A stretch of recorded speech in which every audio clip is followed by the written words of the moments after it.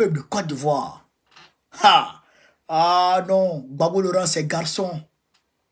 Gbagbo c'est l'homme. Frère, je demande à tout le monde de mettre les cœurs pour Gbagbo. Pomper les cœurs pour le président Gbagbo. Tout le monde pompe les cœurs.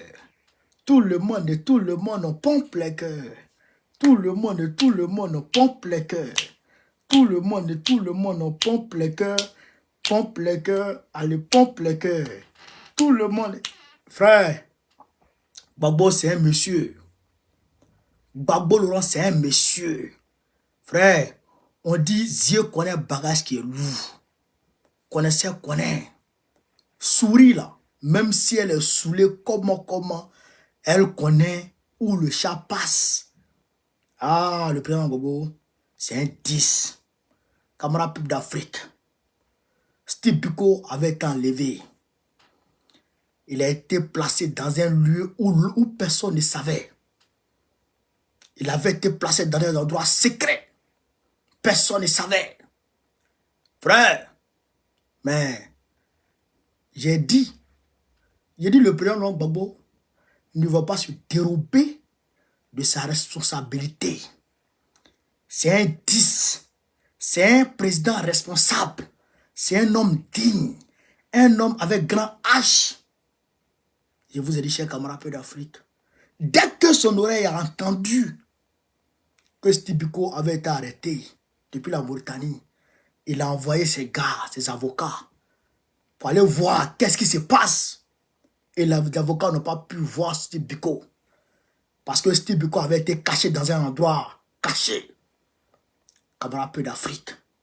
Le président Gbagbo, le samedi depuis Lakota, il a consacré plus de 6 à 7 minutes du meeting à parler de Steve Biko, des prisonniers politiques et consorts.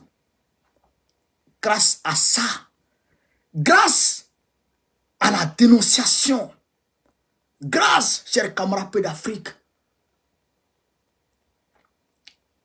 grâce à la pression diplomatique de toutes parts, Steve Biko vient d'être remis dans le circuit normal de la justice ivoirienne. Il vient d'être remis dans le circuit normal de la justice ivoirienne, c'est-à-dire qu'il a été placé à la Maka. On nous a appris ça, Steve Biko est rentré à la Maka ce soir. Il était quelque part là-bas, on ne savait pas où il était. Il était séquestré quelque part. Il a été placé à la Maka. Donc, désormais, les avocats peuvent le voir. Ce qu'il a fait là, ils vont sortir ça pour mettre sur la table. Et maintenant, les avocats vont poursuivre l'affaire. S'il a tué un homme, qu'on nous le dise. S'il a volé quelqu'un, qu'on nous le dise. S'il a planifié un coup d'État, qu'on nous le dise. Mais il ne suffit pas de le dire. Il suffit de le prouver, de le démontrer. Chers camarades d'Afrique, grâce à Gbagbo, grâce au président Laurent Gbagbo, grâce à lui seul, Gbagbo est un homme. Gbagbo est un digne fils. Grâce à Gbagbo, on sait maintenant où est Steve Biko. Je peux aujourd'hui appeler sa femme pour dire, madame, ton mari est là. Ton mari est dans tel coin, il est dans tel endroit. Maintenant, on va faire pression sur Draman. Il va nous dire ce que Steve Biko a fait. Ce que Steve Biko a fait. D'ailleurs, le plan Gbagbo a été clair.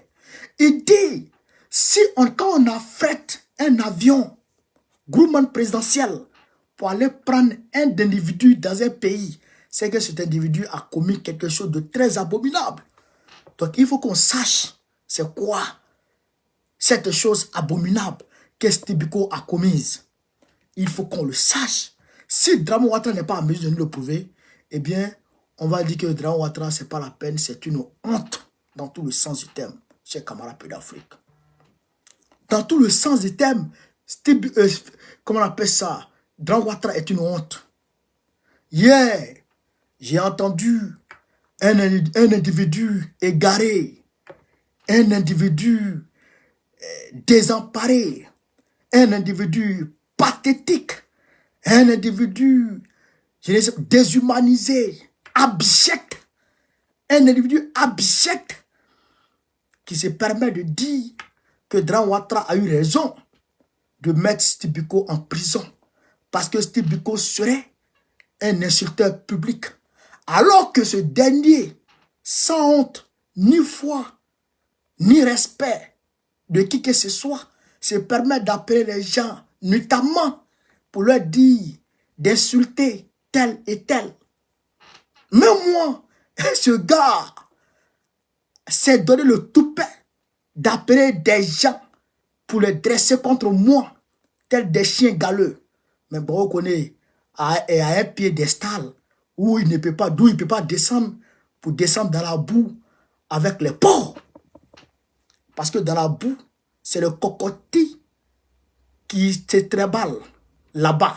Alors qu'on n'est pas un cocotier, il ne peut pas descendre dans la boue avec les cocotiers de cet individu abject. Chers camarades d'Afrique, c'est de ça qu'il s'agit. Donc, nous saluons le président Laurent Gbagbo pour sa bravoure et pour son leadership, pour son leadership, chers camarades d'Afrique, à la tête de notre parti. On peut compter sur lui. On peut compter sur Gbagbo. Au moins Gbagbo est un homme. Au moins Gbagbo est un politicien. Tu quittes quelque part, tu dis que tu veux rentrer dans ton pays pour aller faire politique. Tu es dans l'opposition, tu manges avec le parti au pouvoir et tu penses que tu es opposant. Tu t'opposes à qui? Un opposant qui s'oppose aux opposants. C'est comme un peu d'Afrique. Un opposant qui s'oppose aux opposants. Est-ce que vous avez vu ça?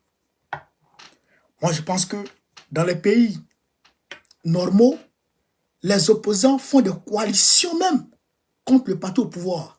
Mais un opposant qui se s'allier au parti au pouvoir, est-ce que lui, il est opposant encore? C'est un plaisantin. Donc nous, on ne s'amuse pas, on ne traîne pas dans le camp des plaisantins. Steve Biko, là, il va sortir de prison.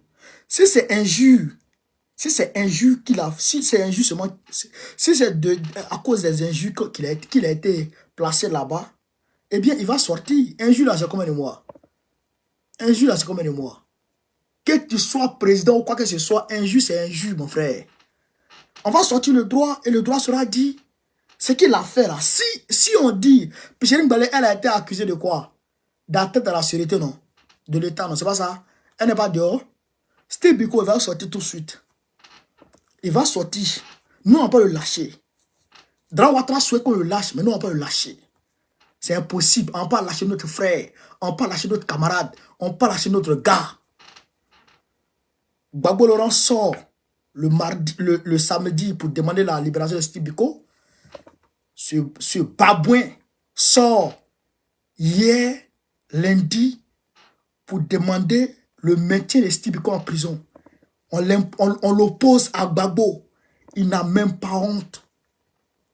Ce petit bouffeur de bananes, il n'a même pas honte. Ce petit bouffeur de steak, il n'a même pas honte. Ce petit bouffeur de pastèque, il n'a même pas honte. Un waworo.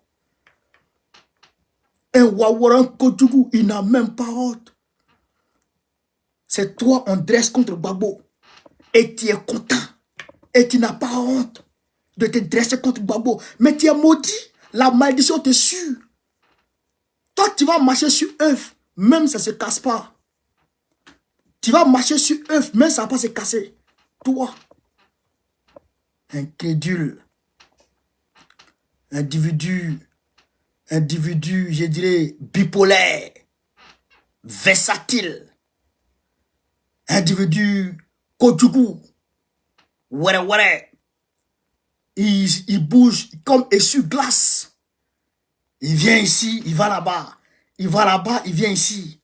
Je vous rappelle, je rappelle aux Ivoiriens. Ce monsieur a battu campagne contre le président Gbagbo en 2000. Est-ce que vous m'écoutez? Ce monsieur qui a demandé le maintien de Steve Biko en prison, là, il a battu campagne contre le président Gbagbo en 2000. Il a battu campagne pour qui? Pour Gueye Robert contre le président Gbagbo. Vous avez compris? Vous avez compris? Ce monsieur est un crabe. Un maudit à qui on n'est pas fait confiance. Bon, rien n'est tout comme ça. Si nous autres, on n'était pas nés, si Dieu nous avait pas inspiré pour nous mettre dans la politique, ce genre de personnes-là, ils allaient venir facilement quand ils allaient prendre le pays. Hein. Nous étant présents, toi tu ne peux jamais prendre la Côte d'Ivoire. Nous étant là, étant sur le terrain, toi tu ne peux jamais gérer la Côte d'Ivoire. Tu as passé par où pour gagner la Côte d'Ivoire? Pour devenir président de la Côte d'Ivoire? Tu as passé par où pour devenir président de la Côte d'Ivoire? Nulle part. Parce que nous on est là. Nous sommes les vrais hommes politiques, les vrais combattants pour la liberté de notre pays. C'est de ça qu'il s'agit. Donc, chers camarades, faisons confiance à notre président, le président Gbagbo. Faisons confiance au président Gbagbo. Il sait ce qu'il dit, il sait ce qu'il fait, et il sait où il va. Nous avons le su. Donc, je vais vous demander, chers camarades, vous qui êtes du côté de San Pedro, notre militant à San Pedro, notre candidat au tapement, les élections c'est le 2 septembre, le samedi prochain. Les élections, c'est le samedi prochain. Les élections à San Pedro, dans le Guémon, c'est samedi prochain. Je vous demande, chers camarades, de vous mobiliser. Mobilisez-vous comme un seul homme. Mobilisez-vous. Mobilisez-vous comme un seul homme. Depuis le Guémon, appelez les gens, appelez les parents, appelez les camarades, appelez les frères. Dites-leur de voter pour Bilo Daniel dans le Guémon. Dites-leur de voter pour Bilo Daniel. Ceux qui sont au niveau de San Pedro, appelez vos frères. Appelez tout le monde. Mobilisez. Mobilisez. Votez pour Clark Sylvanus. Qu'il gagne. Qu'on ait la mairie de San Pedro. La mairie de San Pedro, ce n'est pas du jeu. La mairie de San Pedro, c'est stratégique. Il faut qu'on ait la mairie de San Pedro. Il faut qu'on ait le Guémon. Le Guémon, c'est stratégique. C'est hautement stratégique, chers camarades. Mobilisez-vous. Mobilisez-vous. Mobilisez vos frères. Mobilisez vos parents. Mobilisez tout le monde. Afin que nous puissions gagner les élections dans ces localités-là. Vous avez compris? Mobilisez-vous. On va gagner. C'est moi qui vous le dis. Nous allons gagner ces élections. Chers camarades peu d'Afrique, c'est ce que j'étais venu vous dire. Steve Biko, il va bien. Bon, je n'ai pas dit qu'il va bien parce que on ne l'a pas encore approché réellement. Il n'a pas encore eu accès à un médecin. Mais tout ça là, ça fait partie de ses droits. Mais comme Draman Ouattara était un violeur sur tout le sens du terme, dans tout le sens du terme, à tous les niveaux, il me demande s'il ne se viole pas lui-même. Draman, ce vieux Kodjougou. Il me demande ça. Donc, il ne lui a pas donné le droit d'avoir accès à un médecin ni à un avocat. Il le kidnappe. Il le kidnappe tel une jungle. Il le kidnappe tel un ravisseur. Il le kidnappe tel un terroriste. Il le kidnappe tel un bandit de grand chemin. Il le kidnappe tel un braqueur. Il le kidnappe. Tu le kidnappes pour aller où? Pourquoi tu kidnappes le frère Steve Biko? Il t'a fait quoi? Il t'a fait quoi? C'est Macron qui te vole tous les jours. C'est les entreprises françaises, multinationales, qui te volent, qui volent la Côte d'Ivoire tous les jours. C'est elle que tu dois kidnapper. Steve Biko, il t'a fait quoi? Il t'a fait quoi? Qu'est-ce qu'il t'a fait? Camarade d'Afrique, partagez cette vidéo.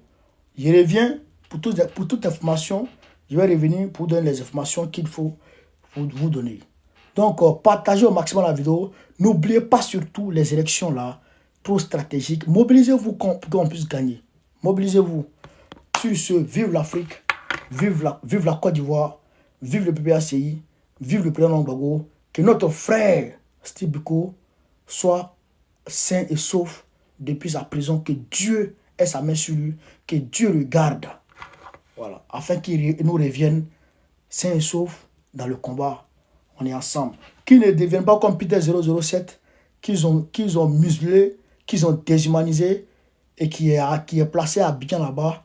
On ne sait pas ce qu'il est devenu. On ne sait pas ce qu'il fait. Regardez-moi les trucs comme ça. Ils ont gâté à faire les gens. Ils ont gâté à faire les gens comme ça. On ne sait même pas ce qu'il est devenu. On ne sait même pas ce qu'il fait.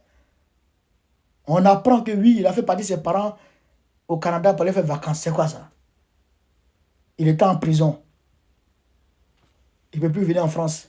Qui lui a donné l'argent pour envoyer ses parents? Bon, des trucs comme ça là. Donc, camarade, c'est tellement bizarre. La Côte d'Ivoire est devenue sataniste. Un pays sataniste. À cause de drama. Il faut qu'on chasse ce vieux maudit. Il faut chasser ce vieux maudit. Sinon, c'est pas bon. Camarade, peu d'Afrique. Vive l'Afrique libre. Vive le panafricanisme. Je vous remercie. On est ensemble.